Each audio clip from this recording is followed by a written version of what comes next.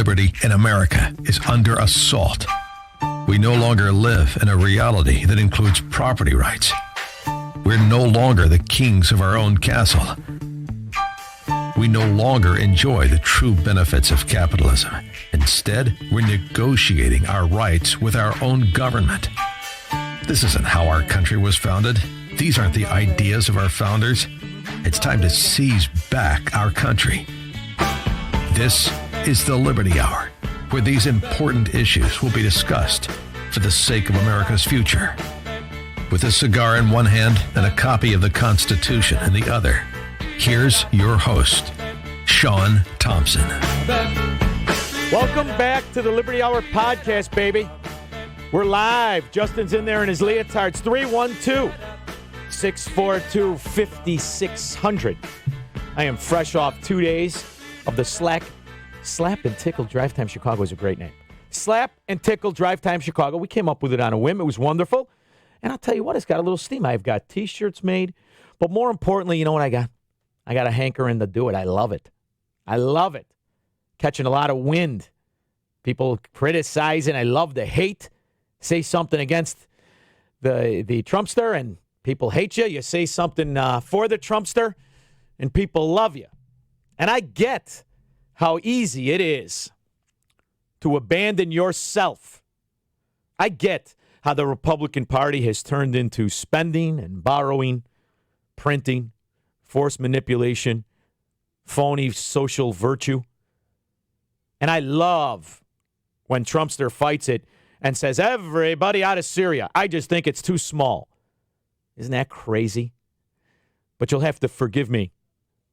I think America should have principles. I think if the American government, meaning Congress, doesn't vote on a war, we shouldn't send one American. Because to me, nobody's worth what an American soldier is worth to me. And if countries decide to punitively slaughter each other in a genocide, then those countries should rise from within, fight off tyranny, and at that point be supported or not, fine. But if that's the case, then it's a different issue where the Congress should vote on it. Kind of the way America was born. And that's what I wanted to talk about today. I don't have a lot of time today. Sorry, but I got 3 freaking jobs. I've actually got to go open a cigar store, mop a toilet, the whole 9 yards. Not one of these elitists out here with my driver waiting for me in front. That's not the case. Anyway, to me, what exactly is America other than the idea stoked in the Enlightenment period where we were to understand that men were to be free? There's a reason I call my real estate company Liberty Real Estate Service. There's a reason I call it the Liberty Hour. There's a reason that I used to fly an American flag in front of my house and before Barack Obama. And yeah, I don't fly it now either, by the way. I fly it in my heart and in my head. I don't need to wrap my house in it or my fake opinions in it or the idea of tyranny over my fellow man in it.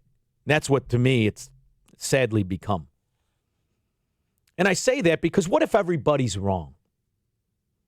What if everybody's wrong in rejecting the principles of America? And that's what we're doing. And this is irrelevant of who is in the White House. Irrelevant. I say since September 11th, we haven't really thought about what we've allowed that office to become versus what it was intended to become, which was nothing. A rubber stamp. It was supposed to be the breaker of a corrupt Congress and Senate. That was the presidency. Rubber stamp, okay, I agree, this fits the Constitution. Okay, I agree, that does not fit the Constitution. Okay. That's it. Not, hey, I got an idea. I'll surround myself with idiots or brilliant men, for that matter. Let's say they're all brilliant. And I'll seize control of policy of the country. Because the reality is the only reason the country is so torn apart over impeachment and so tribal over who sits in the White House is because Americans forgot what the frick it is supposed to be. It's a rubber stamp position. That's it. Not that I wake up one morning and I have an idea and we change the entire scheme of economics, the entire plan of a capitalist created company called, or idea called insurance. And now it becomes a yoke around the neck of the American citizen. We have allowed the overthrow of the presidency into a king. And it's indifferent to me whether Barack sits on the chair or Trump sits on the chair or George W. Bush or the intern molester Clinton. It is irrelevant. The only restraints on this in this country are to be on the representatives. And that's it. And now we're re-arguing not just the Enlightenment. We're re-arguing our structure of government. And my side, that is supposed to be the conscientious, I guess they call themselves conservatives. Republican to me is another word for toilet paper. And you'll have to forget, I'm jaded. I know. I'm jaded. But I live in Illinois. I've watched generations of Republicans screw us over and over and over. And as you go through history, gee, this COLA problem on the pensions. Who did that? Is it that big freak? Thompson? Yeah. And what happens when he's asked about the COLA? I didn't know that compounded 3% would be so bad. Oh, really? Stupid.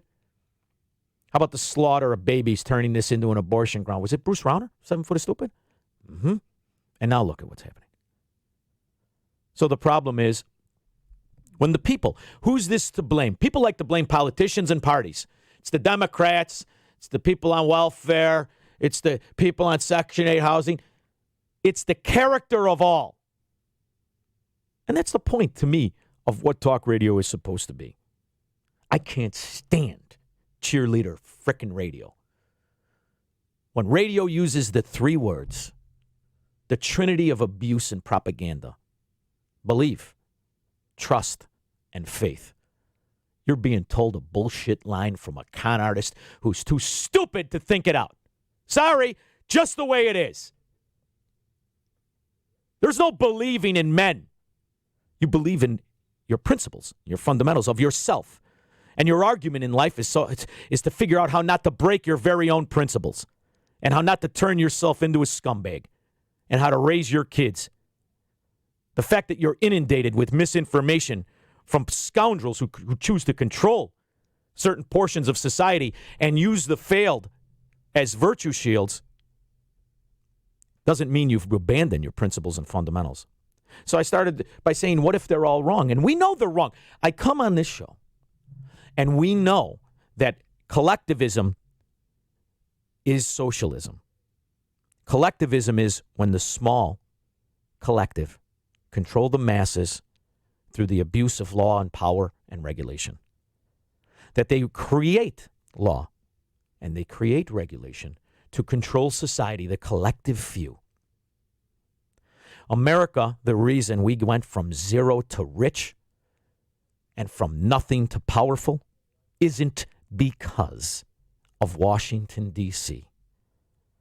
and the king calling himself a president and his court jesters. That's not what got us here. What got us here was the absence of government. What got us to a rich country was the absence of taxation, regulation, and rule. In fact, at every turn in this country, what's created the problem is the abuse by government over free men. Every single time. I had a lady tell me, I was a big fan until you went against Lincoln. Well, it's not that I went against Lincoln. It's that I think we're fed a line of bullshit. It's that only in this country could the president, who resided only over the only civil war where 700,000 Americans killed each other, could have history rewritten to where he is a hero. When the fact of the matter is the principle in the abolition of slavery was happening at mass. That's why the North was free. And that it could have been done through convincing and through certain diplomatic legislation and arguing, because the groundwork to end slavery is in the founding of the country. And just read the Declaration of Independence. And yes, man is capable of doing many, many evils to other men, as we see the reality of our lives. But this country is founded on principles and ideas set to break apart those atrocities.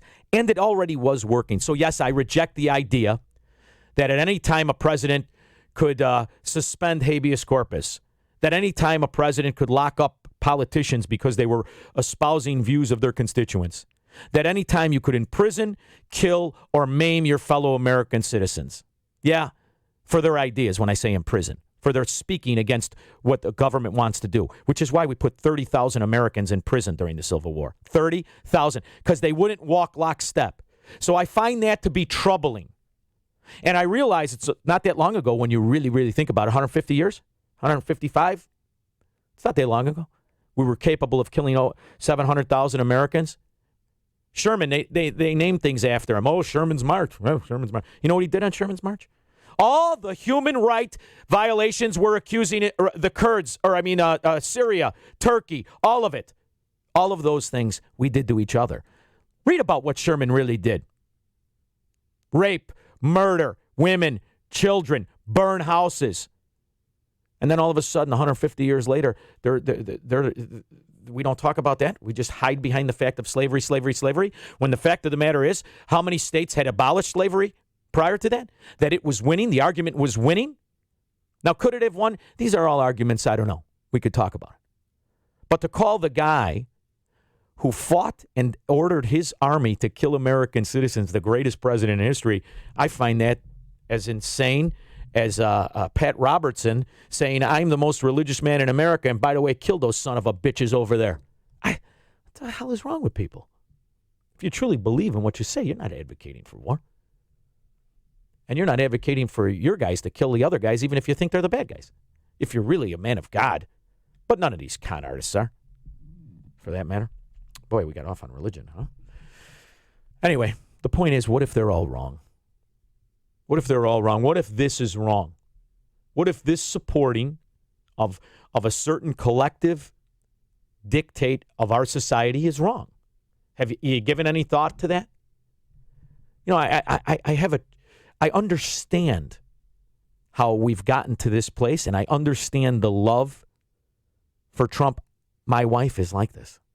I understand. I live with it, and I love her. Oh, I got Rob on the line. All right, let's go to the call. So anyway, before I take Rob, I get it. I understand what is happening. I am saying, at what point do you sit back and say, maybe we've gone a little overboard? The tweet where I said, and I get that he's playing with the press to a certain point, where he talks about, in my unalienable, untouchable, great wisdom, I know what's best for everybody by circumventing the process, and he threatens Turkey through destroying their economy, by using control over the American economy to do so. And that's the point of that tweet, and that's why I am at this place of, hold on a minute, you fat son of a bitch. Shut your fucking mouth. You don't get to control the economy. You don't get to use our economy as a weapon against people you don't like. What the hell is going on here? What are you, Kubla Khan? It's an American president. You don't tweet that shit. And you're a punk anyway. The whole thing, why we're talking about hiding his tax returns. You know, the whole thing in New York, they're trying to see his tax returns, and he's fighting against it. It's not because there's an audit going on. It's because he's full of shit. It's because his entire reputation of why people love him and trust him as the miracle businessman, he's full of shit. 4 bankruptcies, stiffed everybody. The only money he's got is from a trickle trust that his father set up 14 of them. And I got to pretend that this guy's some Svengali over the economy, that he knows better than the American freedom that bore capitalism? It's infuriating to me. You're gonna break the economy on their backs, and you've done it before. You haven't done shit before, fatso. Sickening. All right, how's that for a lead-in, Rob? Thanks for calling the show. Hey, Sean, how are you? Good. Hey, I wanted to talk. I called the other day to talk about tariffs. Yeah. And I just wanted to reiterate, it does give me a little warm and fuzzy, and I know it's probably wrong, but as a manufacturer in Illinois, the deck is so stacked against us. When something comes along that gives your business a little boost, like this tariff thing, you're embracing it. I mean, not intellectually. I but understand. Financially. No, Rob, Does that make sense? I understand. It makes absolute sense. And you know what it does too? It distracts from the problem of why you welcome the control over the economy. This is why I find it to be diabolical. It's Machiavellian though, because it wraps it in. It wraps the control over the American manufacturer, the abuse, by the way, that has been taking place, and it wraps you turning to your abuser and asking for help and welcoming it. So to me, it's a three-tier problem, Rob. But you know what else it does is it prevents the Robs of the world, the American manufacturer, from demanding a climate of true, and I hate the word, Rob, I never even use it, of true fairness. See, the only true fairness is the equality of opportunity. The reason you need these tariffs and the reason you turn to your government is the one that made it the climate not capable for you to manufacture and work. They have set up the barriers that have screwed you. And the only way that you can get help is by them screwing capitalism and freedom. And this distracts from that. So that's why I say, what's the plan after Trump? What's the plan? Are we going to... I listen to you talk to these people about the tariffs, and I'm like, their mind is made up before they get on the line with you. I know this is not necessarily the right thing, but when you have those sorts of things thrown in you and they help you, you embrace them. God, that's enlightening, and it's nice. It's nice that you have the awareness to understand that, because most people don't. And you know what most people do? They pay the Lighthisers of the world, the lobbyists. The reason that they love this is because they've put the American manufacturer into an extortion game he must participate in. And it's destroying our American business, it's destroying our capitalism, and it's turning our country into citizens that are longing for tyrants. And that's my big beef. So I like to strip everything down to, wait a minute, why are we even here? And we're here. And if you know, I filled in for the 5 to 7 show. And I kept saying the power of the pen is what created the EPA.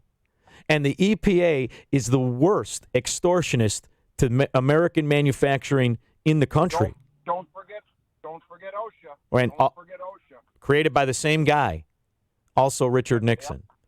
And, you know, these are the groups. And here's the thing. They always say, but you need regulation.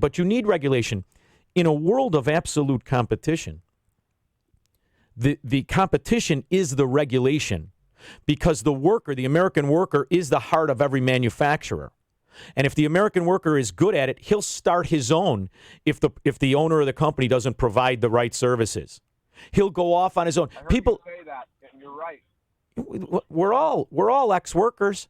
All entrepreneurs in America are ex-workers. And that's the greatest thing in the world. You know, I now manage property. And I, in essence, act as a landlord. And I deal with real people working 3 jobs who often don't have the money. But I was a tenant with no money. So I treat that tenant who can't pay me with a certain dignity and understanding because I was there. And you know what I get out of that? Loyalty. And that's better. And I weed out the scumbags. The scumbags just won't ever pay you. The struggling moms, the hardworking dads, the ones who want to do the right thing, they'll always pay. The real people, salt of the earth. And that's the thing, Rob. We got to get back to the fundamentals. You know, I was talking about my wife is one of these people who just blindly trusts and has faith, and like 90% of the talk show hosts out there, right, that are promoting the suspend your beliefs in fundamentals and just believe in this son of a bitch. I get it. I understand why she does it. But I also remind her, and I see it when we talk, you do realize, Roseanne, it is a leap of faith that you shouldn't make, even sometimes with me. To turn over your trust and your principles to a stranger is ludicrous to me, especially when you know what he's doing is controlling your opportunity. So once you suspend that trust to him, you've given this power to the government. How do you get it back when the next guy's in? You don't. And this is how countries go bankrupt. And Venezuela, it is exactly what they did. All of those people loved Hugo Chavez. They loved him. They believed in him. They trusted him. They had faith in him. And as he implemented protectionism to a once extremely rich country, they embraced it. And now look where they're at. because this is where it leads every time. Let me interrupt you and say something you said the other day. Freedom is scary. Yeah, it is. And that's what you're fighting. People say the freedom is scary. I want someone to take care of me. I want givens. I want knowns. Yeah. It is true. It is true. And I've noticed that as I was when I was young and I went into at the Mercantile Exchange and I was at a company and another company offered me a job. I'm not even embarrassed to tell you, Citibank offered me a job to fill paper in the pit and all that. And I said, no, I don't want it. The guy said, what are you talking about? We're offering you a freaking job where you've got a customer, you're a part of the company, but I've only got one customer. And that customer, if I offend somebody, if I do something wrong, my gravy train stops. I'm done. I'm dead. After getting a taste of making a ton of money, I'd rather take my shot trading independently where it's on my back. And I realized at that moment, I told a friend of mine a story who's a lawyer. He's like, are you freaking out of your mind? What's wrong with you? This guy's offering you $135,000. You're talking 90s, $135,000 a year, and you're going to get the stock, and you're going to get that. And you know what happened? It lasted for 3 years, and every guy that took that job was out on his own. He was back on the side of the pit clerking for $60,000 a year. And in those same 3 years, I taught myself how to trade small currencies at first, then pork bellies. Then I had my own ideas of stuff. And yes, I didn't make a ton of money all the time. I made good money, but I was in control of it. And to me, that was an intangible value that was so important, I was willing to go broke doing it. And let me tell you something, I've been broke a couple times in my life. And at each and every time, I haven't been depressed because I knew I did it once, I could do it again. I don't understand why everybody doesn't feel that way. I don't get it, Rob. I don't get it. If I can get philosophical for one moment about that topic, that's what's wrong with society is you're not in charge. You're not your own man.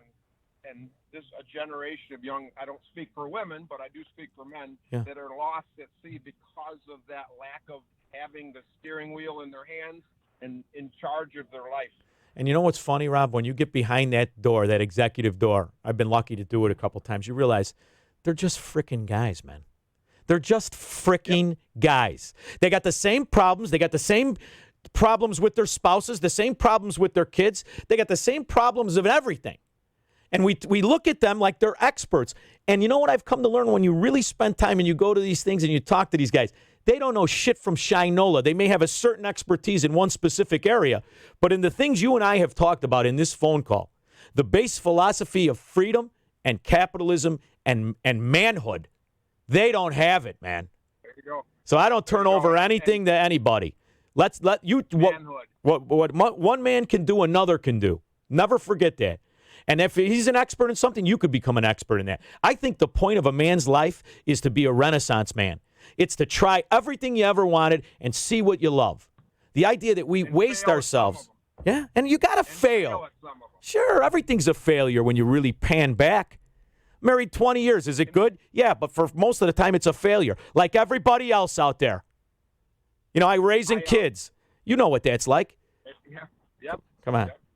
I failed pretty significantly in my business in 08, 09. I just about lost everything. And I look back on that time and say, I'm almost embrace it, as warped as that sounds. Yeah, it's the best time of your life because that's when you find out what you are. And you learn from it. You know, at the end of the day, when we're on that bed, baby, and we're about to go meet the big guy, all you got is who you were. You got no money. There's no money on that bed. All you got is who you were. And if it shows up in people around you loving you, then you're a winner. If it shows out that you have nothing to be ashamed of, you didn't compromise your principles, then you're a winner, whether you have nothing or not. A lot of people pretend they're rich. They were scumbags their whole life. Not rich because you got a nice car and you got a house or you got money in the bank. You're rich because you live like a man. Listen, Rob, you made my day. And you've raised children that can compete in this world we're living in. I hope so. And the funny thing about that is you never really know until they're about 45. Until they're about 45, that's when you know you did a good job. Listen, Rob, thanks so much. Hey, man, be good. Thank you for calling, Rob. I appreciate it. See, that's what I want talk radio. I want it to mean something. I want it to have a point. I want it to discuss principles and fundamentals. Listen, Cattle Drive Radio is all around you. But that's only if you want to be the sheep with the bell on. I don't want to be the sheep with the bell on. I want to think about things. I want to reason things out. I want to say when things are good or bad. And when they're good, you support them.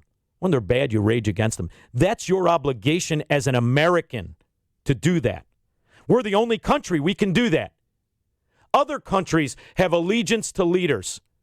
We're never to have allegiance to leaders. I want you to remember that.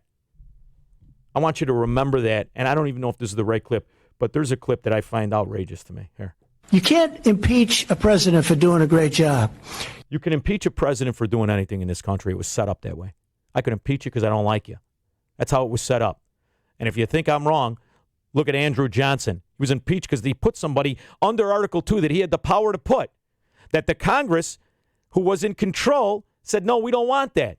That's why, as an American, you should really understand the political system. The most important part of government is the one that's closest to the people. That's Congress. So if you really believe that and you're a Trump person, then you better get your ass out there every 2 years and learn who is in that office. And by the way, if there's a scumbag in there, it's your obligation to make sure they're out, even if they call themselves Republicans. You can't impeach a president for doing a great job. You can't impeach a president for having the lowest and best unemployment numbers that we've had in 51 years. Those numbers are cooked. There's a reason he rightfully raged against them when Obama said that same bullshit. There's a reason he did that, and he was right when he did that. You can't impeach a president for tax cuts and regulation cuts and creating, and even the ambassador would say, the strongest economy in the world. It doesn't matter what the ambassador says. It's not the strongest economy in the world, or he wouldn't be intimidating the Federal Reserve to lower the rates, print more money, and do a quiet quantitative easing number 4 at least in the repo market, which is the beginning of the end that devastated 90% of you and destroyed your home prices. Only this time, it's not homes that are the derivatives. It's the corporate and personal credit markets, which are at their all-time highs. We have the strongest economy in the world. Bullshit. This is a scam. You're right. And the people are wise to it. If the economy was so strong, the debt that we speak of that are used as the derivatives in the overnight lending that are the problem in the repo market would not exist. If the economy was strong, we would not be hiding behind a fake Cook number of $22.5 trillion. We would be talking about the unfunded liability number of $280 trillion, which is more money than it's in the world. We would be reevaluating our monetary fundamental principles of what our monetary system even is. It isn't like in the 70s when you'd watch Milton Friedman and he'd have to turn on the printer and money would come out. They're clicking it with a freaking mouse. They're making it out of thin air. Doesn't really exist. It's not tangible. It's not real money. It's a float. It's a front. It's a scam. And that's why he has to do things to pretend he's paying it off, like tariffs, and pretend other countries are paying it off. Also, and very importantly, we've taken in tremendous amounts of money in the form of tariffs from China. China has eaten the cost of those tariffs. That is an absolute and bald-faced lie. The data and the reality is right in front of you. You're paying tariffs. That's what a tariff is.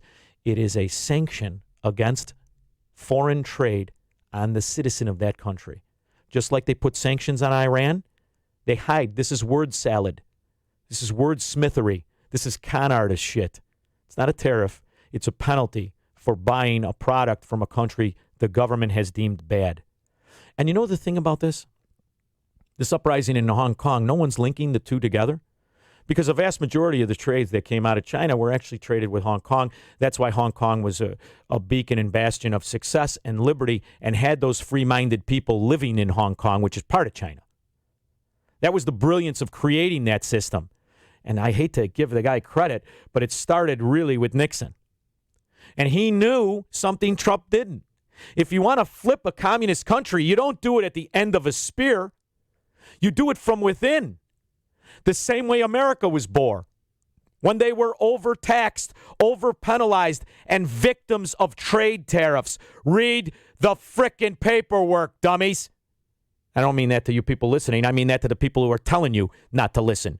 Read the actual grievances with the king.